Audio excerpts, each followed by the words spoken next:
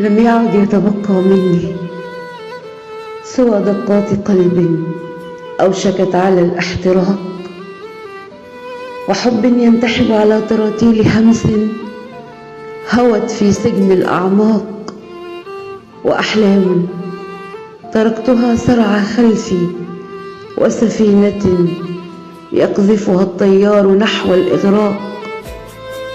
30 عاما مضت وال40 أعقبتها، وترغب هي الأخرى في الانطلاق. وهاتف يتساءل أين صرخة الرحيل مني، ومتى سيكون معها الطلاق.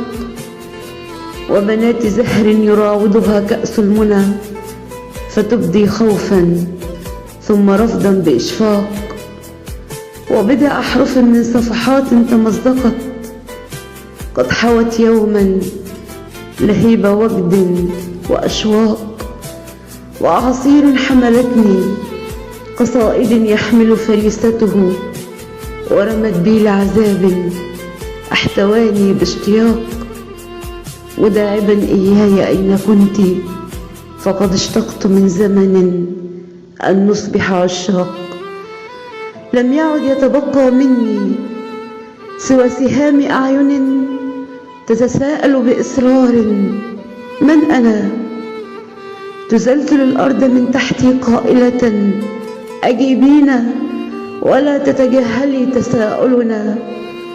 فأحاول الانصراف عنها فتأبى صارخة لا تهربي فأنت منا، فقد أخبرينا من تكوني حتى نضمد جراحك وتسكني فينا.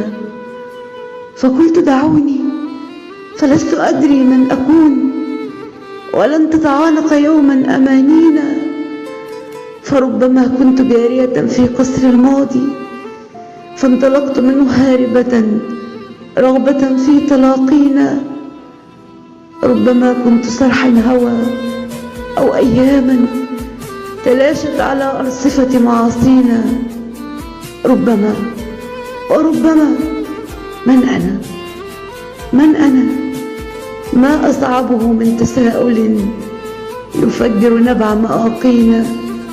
فمن منا يعرف من يكون تساؤل حار فيه حاضرنا وماضينا. لم يعد يتبقى مني سوى صدى صوت يغوص في رمال الصمت، ودواوين شعر ينتحب فيها قيس ليلاه لعلها تعود من عالم الموت. وقرار بالرحيل يتصارع مع الفؤاد، أيهما ينتصر ويصل أولا للشط. وعقارب زمن تلهث من الجري متناسية أن تستريح بعض الوقت. وشذرات من رحمة تتساءل كيف لقلوب تحجرت مشاعرها جئت.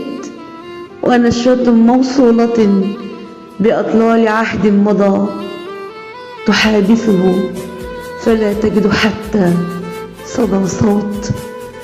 وأنشودة صغير سطرها بأناته، فجاءت رياح الرحيل وبعثرتها بغضب ومقت.